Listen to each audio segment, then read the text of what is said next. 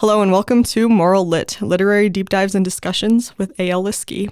I'm very happy to have you join me today for this week's podcast. This week, it will just be me, and it will be a little bit shorter because I happen to talk fairly rapidly and don't necessarily have a whole ton to say on this topic, but it is a very prevalent topic. So I do hope that if you hear something that is relatable to you or something you want to talk a little bit more on, hit a comment below or, send me something in my website just so we can kind of get a discussion going. Let me know your thoughts because I really do care about finding those different perspectives. Have you ever made a decision or taken an action that initially seemed like it was fantastic, the right thing to do? Maybe it was a risk, but you saw it going somewhere good. Like you had that vision in you that this was going to just work out, that you were doing the right thing. We all try to do the right thing. Maybe this was something you did that you felt was right. And yet sometime down the road, it turns sour, or there's like some part of it that just comes back to bite you and it lingers.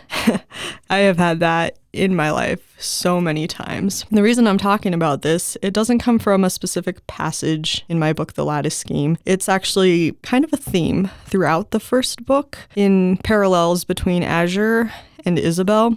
I'll try not to give away a whole ton of spoilers when I talk about this, can't promise, but there are parallels between those two characters focusing on this, and it is a topic that will be seen throughout the series, although much more minutely as we go on. So Azure, as we know, our protagonist, she signs up for these voluntary dream trials.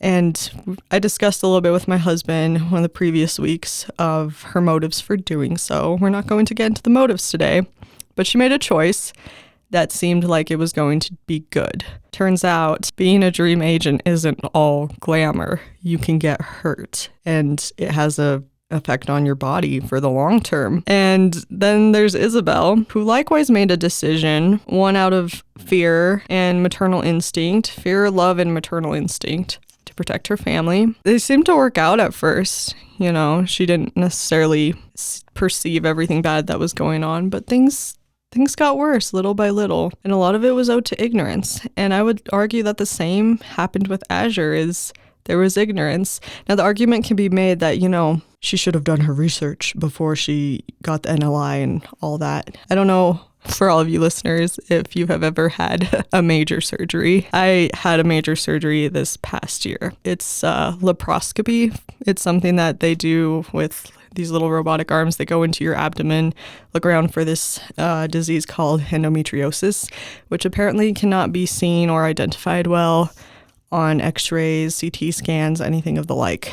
So you don't actually know if it's in there or how bad it is until they cut you open and they get in. But I'd like to just use that comparison for Azure's situation here.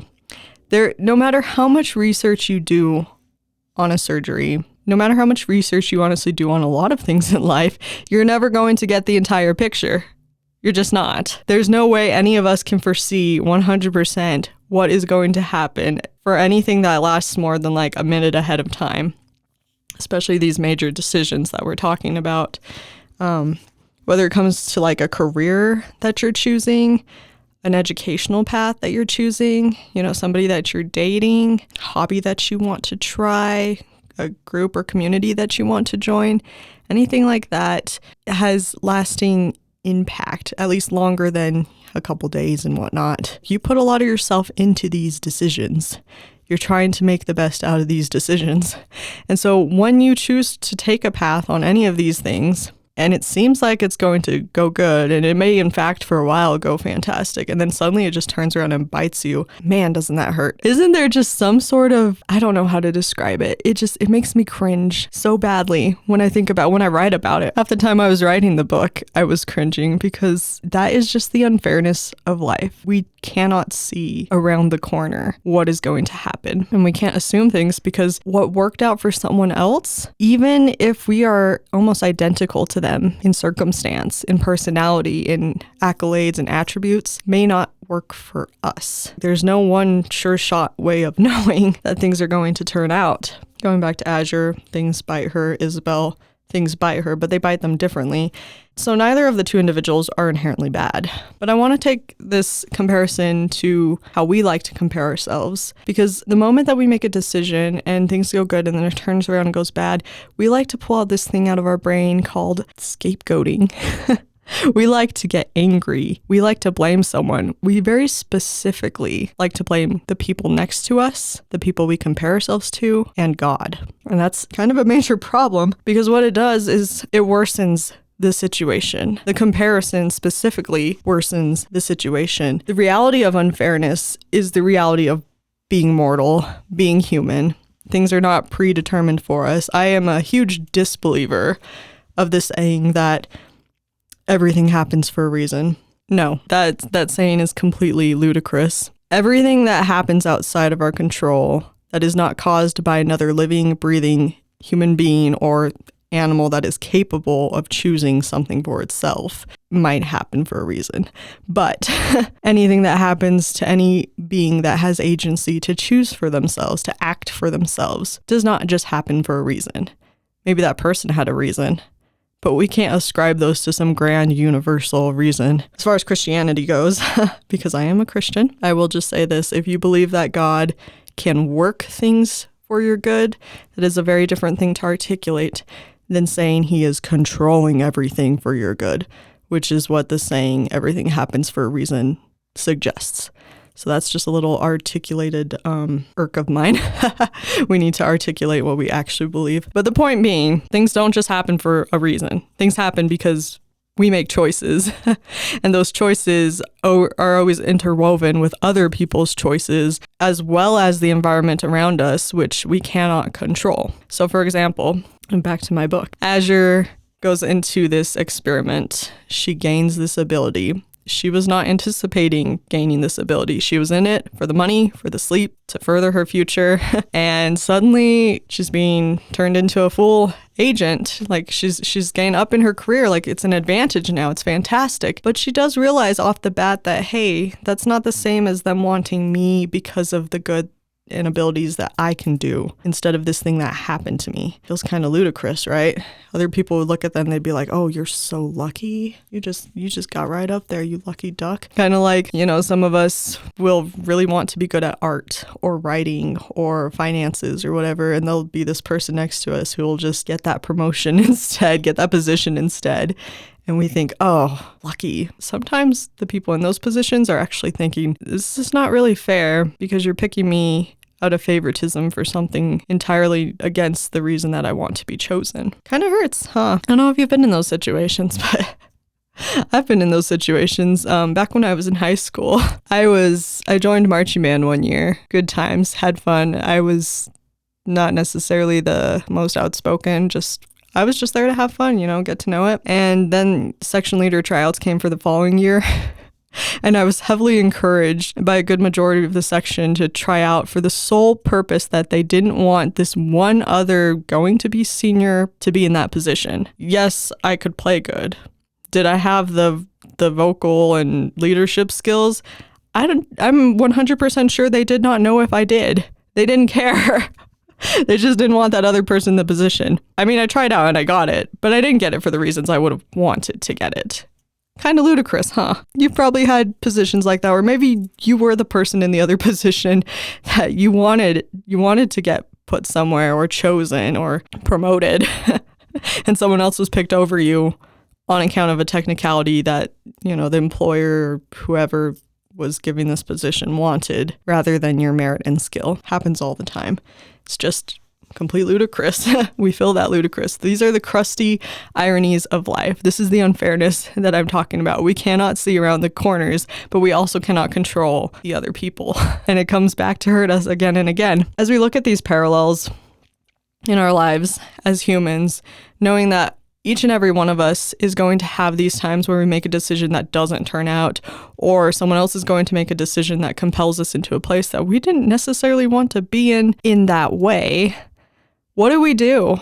Like, how do we deal with this? How do we get through the ludicrouses of life, the crusty ironies, these discomforts, and above all, oh my goodness, the disappointment? Just to kind of parallel more on Isabel. Again, I'm trying not to spoil here, but can you imagine, meeting somebody, falling in love or whatever, just finding what seems to be a perfect fairy tale ending, just for it to turn around into the biggest nightmare of your life. Like, somebody who's listening to this has probably been through that and been through, abuse, a nasty divorce.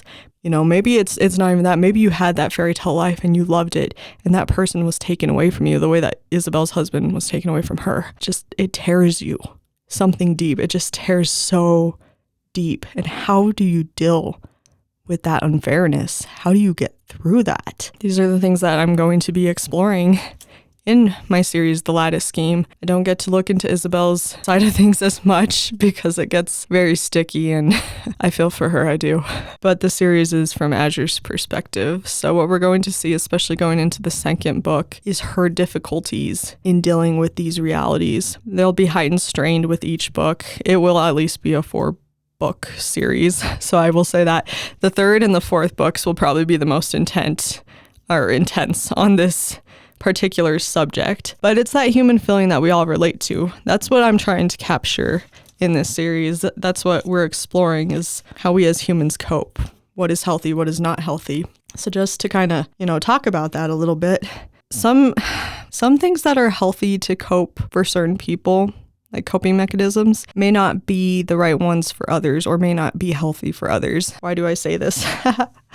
I have a lot of crusty ironies in my life. I guess just to elaborate why this is such a topic to me of exploration is because it is heavily personal. Throughout my life, from the ages of around 9 or 10 is when I decided I wanted to just, be good at everything that I wanted to do. So I was. It seemed like between the ages of 10 to 18, every decision that I made that I felt like was going to be a good decision, that I felt was going to make me a better person, help me progress in knowledge, help me to be more charitable, patient, kind, bring me closer to God, bring me closer to my family, all of those things, become a better functioning adult in society. More prepared for life preparation, those kind of choices, Every decision that I made along any of those lines, it worked out incredibly. Now, I couldn't see how it was going to work out, and I can honestly say that every one of those major decisions that I made turned out a million times better than anything I could have ever imagined, shockingly well. And I always attributed that, as I should, to God's grace.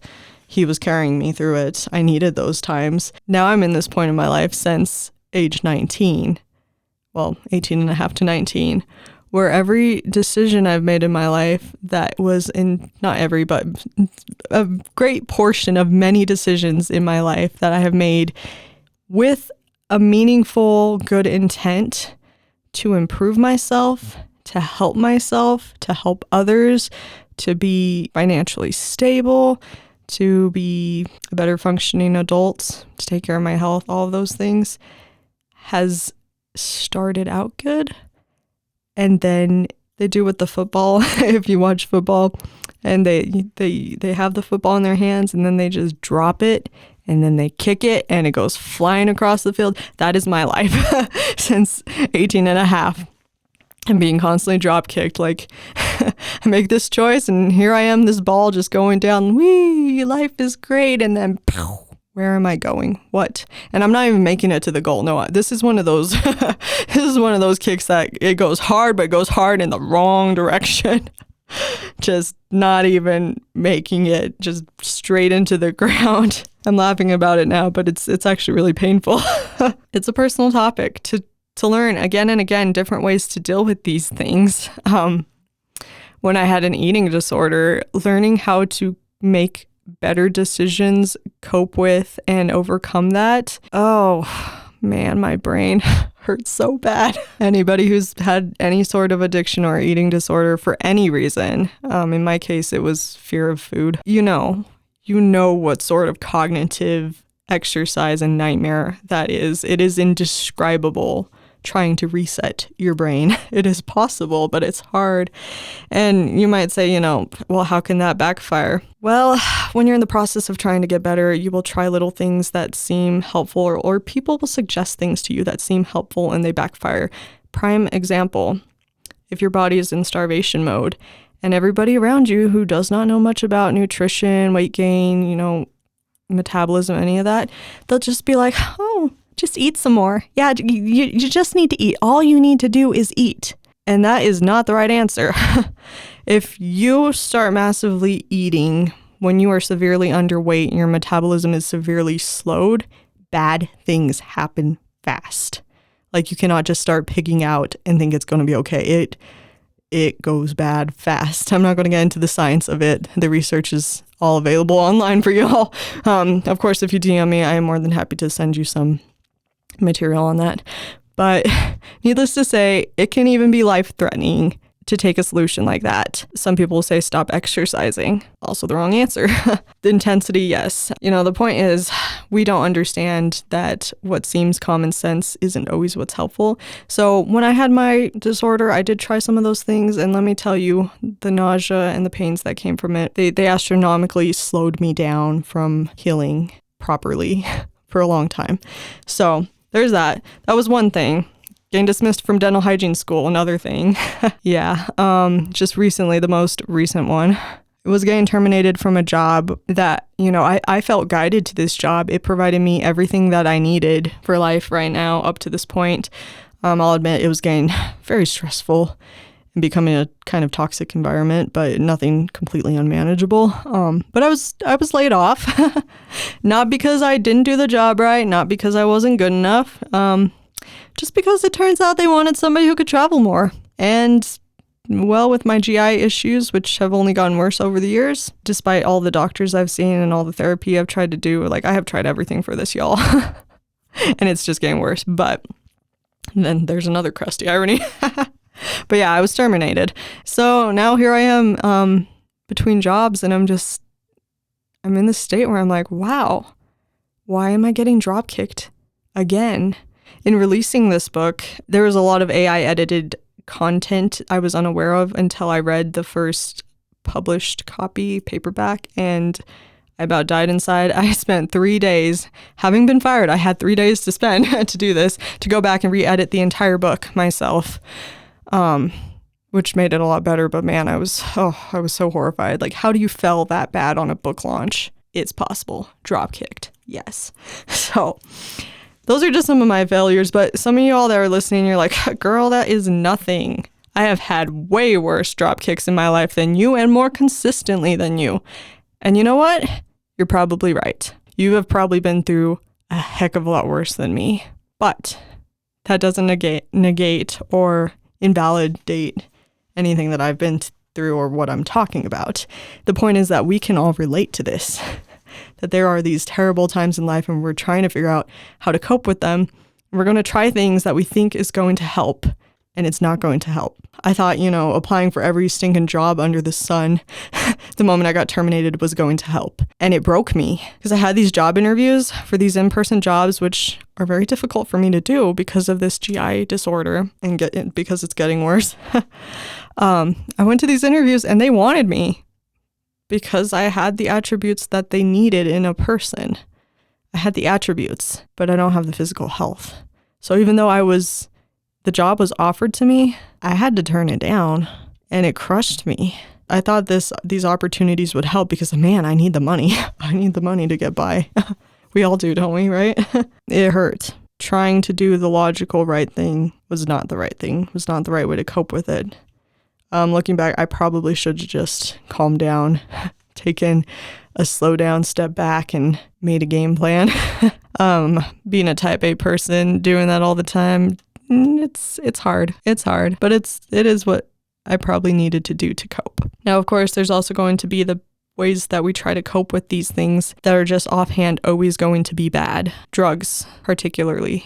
And I don't mean just like smoking, doing the meth, and like all those hard drugs. There's even helpful drugs that can be abused in these situations. Prime example, if you are having a really hard time coping with grief and pain, you're probably going to have trouble sleeping, and you're probably going to at one point consider taking, sleeping pills, or what me and my husband call the sleepy juice, the Z-Quil. And that stuff can be helpful sometimes, even though it's hecka nasty, but getting your body reliant on that stuff, it's not good. You might turn to caffeine to try to get you out of the funk that you're feeling. And too much caffeine, it does things to your body. Your body gets reliant on it.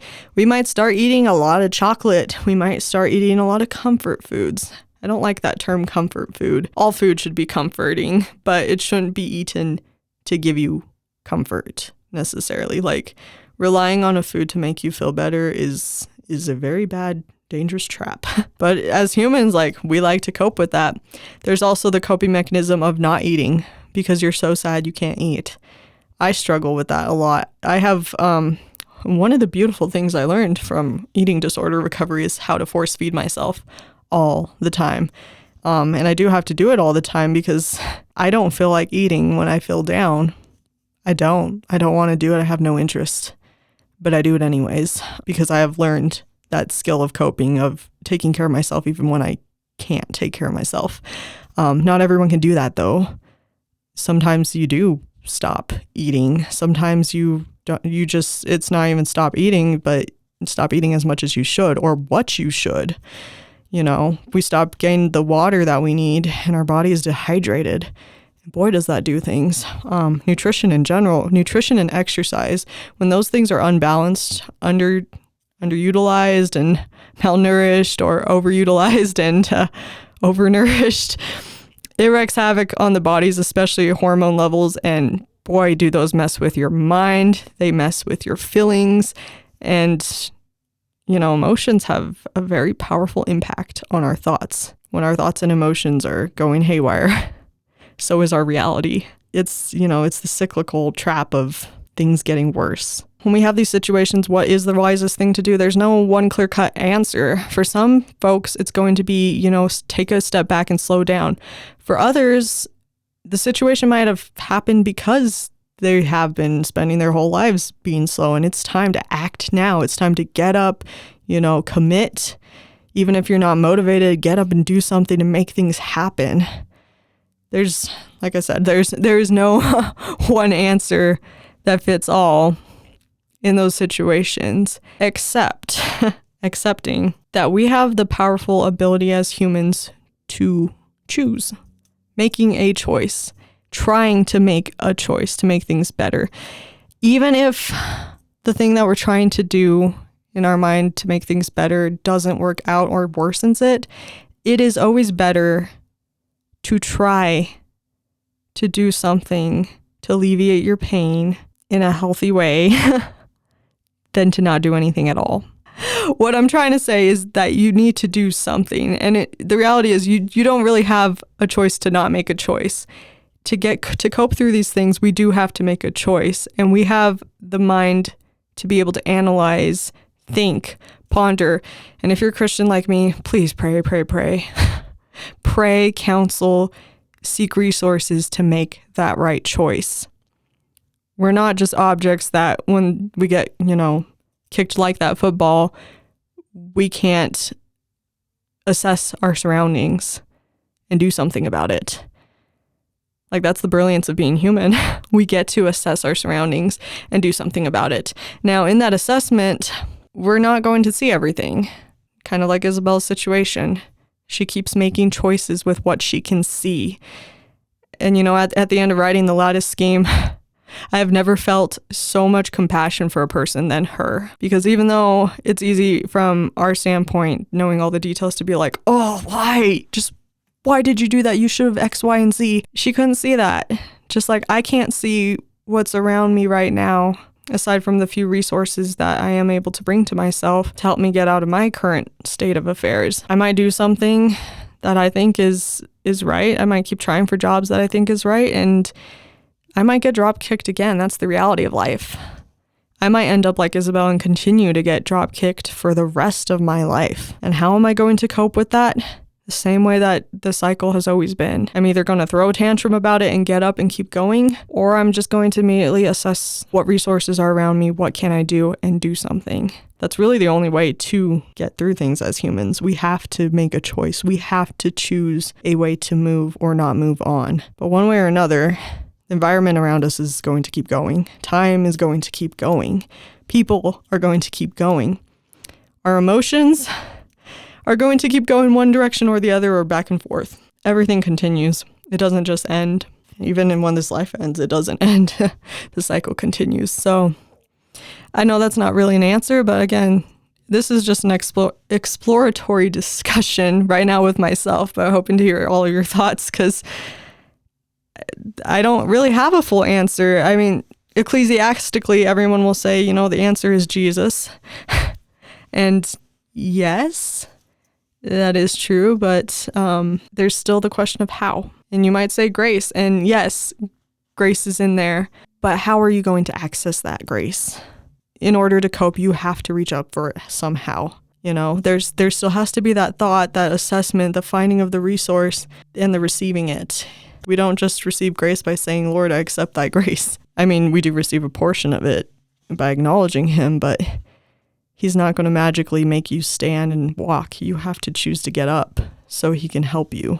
So with all of those thoughts that I just kind of spewed out in a lovely 30 minutes at you, see, already longer than I had thought I could talk on, but just let me know your opinion on these crusty ironies and drop kicks of life as they keep happening, when they keep happening.